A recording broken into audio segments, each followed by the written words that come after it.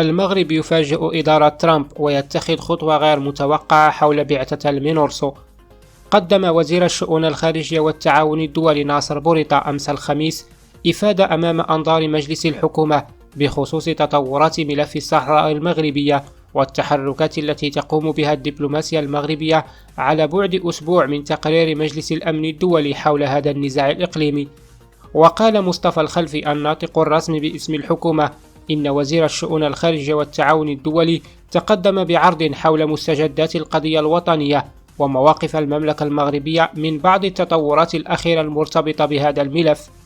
وأضاف المسؤول ذاته في الندوة الصحفية التي تلت انعقاد المجلس الحكومي أن بوريطة أخبر في عرضه أعضاء المجلس بتفاعل المملكة مؤخرا مع بعض المتدخلين الدوليين في الملف بشأن مواقف المغرب من المسلسل السياسي على ضوء مائدتين مستديرتين عقدتا في جنيف في دجنبر 2018 ومارس 2019، وخاصة فيما يتعلق بمشاركة كل طرف فيها وكذا سيرها ونتائجها. وأوضح الخلفي أن النقطة الثانية التي قدمها وزير الخارجية تتعلق بتدبير بعثة المينورسو وبعض الأفكار والمشاريع غير المنتجة التي تروج بشأنها، دون أن يقدم أي تفاصيل حول طبيعة هذه التصورات غير المنتجة. لكن مصادر رسمية مسؤولة كشفت أن الأفكار والمشاريع غير المنتجة التي يتم الترويج لها تتعلق بموقف جون بولتون مستشار الأمن القومي للرئيس الأمريكي دونالد ترامب،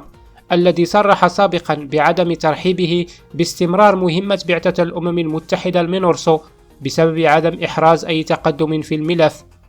ويظهر من خلال موقف المغرب الجديد بشأن مستقبل البعثة الأممية أن مستشار الأمن القومي ما زال يضغط على الولايات المتحدة الأمريكية وبعض أعضاء مجلس الأمن الدولي من أجل إنهاء مهمة المينورسو بالصحراء المغربية، وذلك بعدما أدى دورا محوريا في تقليص مدة ولايتها من سنة إلى 6 أشهر.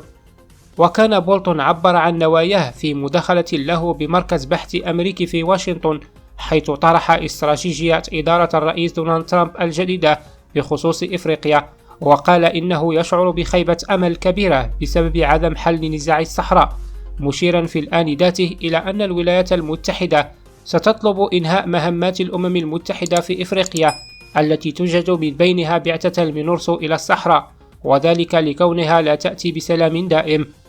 وفي بداية الأسبوع الجاري وزعت الولايات المتحدة الأمريكية على أعضاء مجلس الأمن القرار الجديد حول الصحراء الذي أثار خلافا وتباينا في وجهات النظر بين باريس وواشنطن بخصوص مدة ولاية بعثة المينورسو، بين الطرح الفرنسي الذي يدافع عن التمديد لسنة كاملة والطرح الأمريكي الذي يتشبث ب6 أشهر فقط.